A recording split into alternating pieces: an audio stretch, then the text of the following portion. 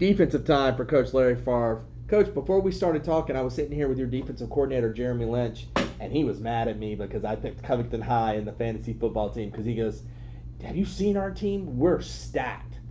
Before we start talking about individual positions, are you as confident as your defensive coordinator and as in your defensive unit as a whole?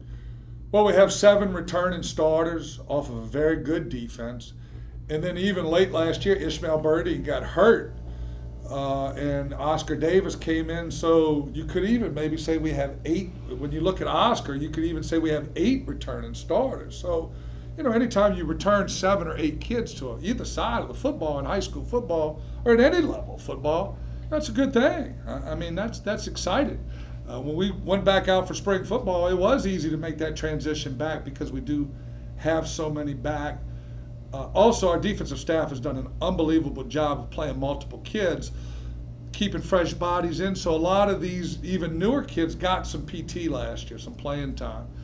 So he should feel confident about that group. He should be excited to have that many back, especially up front, and at our linebacking core. They're all back, and we played good defense last year. So, I can understand the excitement, and we are excited about our defense. We should be a very good defensive team based on the number of returning starters. You talked about linebackers first. Let's talk about them. Tell me who's in your core. Well, we get seniors Anthony Chadwick and Dante Daniels back. Last year we played Dante as the down safety outside. We're in the playoff game. With Chadwick was hurt, we moved Dante inside. He had his best game of the year. I think he looks a lot better inside the box. He kind of struggled in space, especially defending the pass. So he has really had a great spring and summer as the inside backer, along with Anthony Chadwick. And then we have senior Terrius Crawford, junior Markeegan Gray, who started every game last year as a sophomore.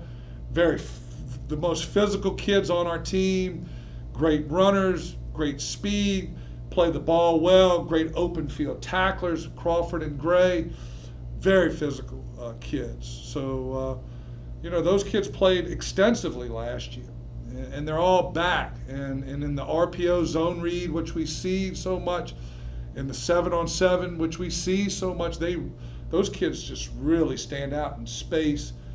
But they're all of them, Chadwick, Daniels, they're very, very physical kids. And so they set a tone. They're going to come up and whack you. And they're going to take on blocks, shed, and get off and make plays. And we've got a lot of tape showing them doing that. So that's exciting for us. We run a 4-2-5, which is built for athletes. And that's what we have. And they're athletes, all of those kids. They can play well in space and they can run. So, it's a lot to be excited about there. You're one of the few schools, I'm thinking Mandeville and Fountainblue are really the others in this parish that don't have to worry about, we have to play kids on both sides. And where that hurts the most is mainly on the line of scrimmage, offensive, defensive line, just out of a stamina standpoint. So you're allowed to have kids who are just defensive linemen. How much of a benefit is that, first off? And then second, talk to me about your defensive line. Well, 2 points on that. First of all, I think the one position that's the hardest to play both ways is lineman. To be an O-line, D-line is really hard. And so we are thankful that as we're heading into the season, we don't have to do that. That's me knocking on wood for you. Knock on wood, because depth is a problem for all high school teams. But I believe for us to win, I'll come back to the D-line, I believe for us to win in November and December, that we might need some of our key guys to play both I'm not ways. saying that. I'm talking about the grind of second quarter of week 1. I'm not saying if we need to put Harlan at DB against a guy who's really fast. Or bring Terrius to the offense. Right. That's a whole nother discussion. Right. I'm just talking. So let's just talk about your defensive line. Okay. Who's up there for you? Well, our defensive tackles are back. Seniors Matt Retief and seniors Cameron Williams.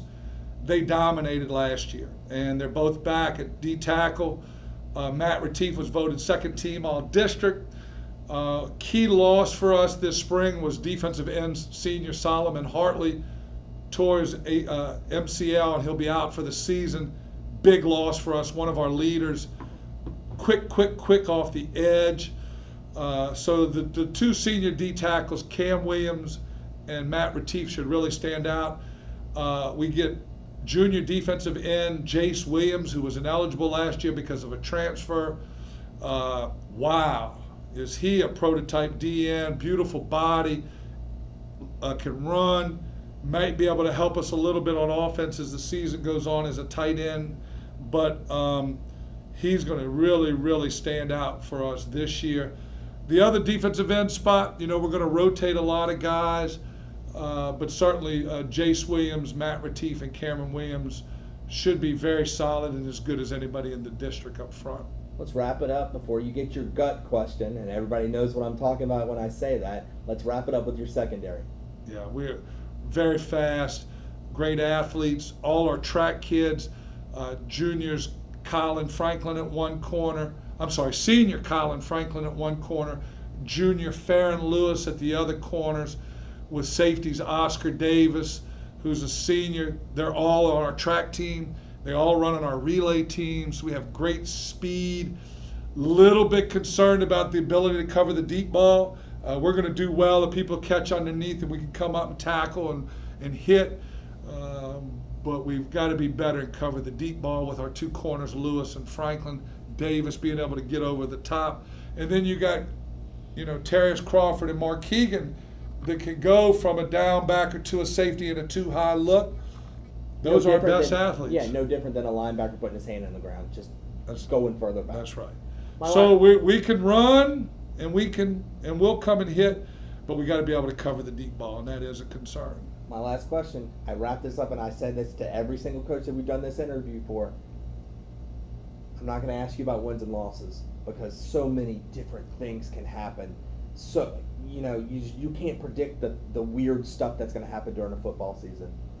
But what's your gut telling you? When you put your head to sleep on that pillow to go to sleep at night, before you wake up at 3 a.m., what's your gut tell you, that gut feeling about the 2019 Tigers? David, it's what I said earlier. Have we really turned the corner as a culture and as a program?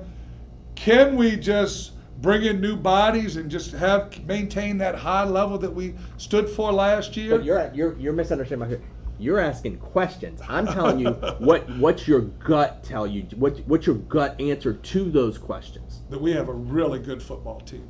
That we have changed the culture at Slidell High. That we have built a program at Slidell High, and that if we can stay healthy, we can compete with any team in the state in 5A. And I think we're there. I think that we have built that. I think we're there, but we're not real deep. And so some injuries could change that drastically quickly. But that if we can stay healthy, and that these kids that we've talked about here today can play 10-game season, that we have a really good football team, and that we are a program now at Slidell High. We're not having to go through the roller coasters of ups and downs that we did the first 5 years here.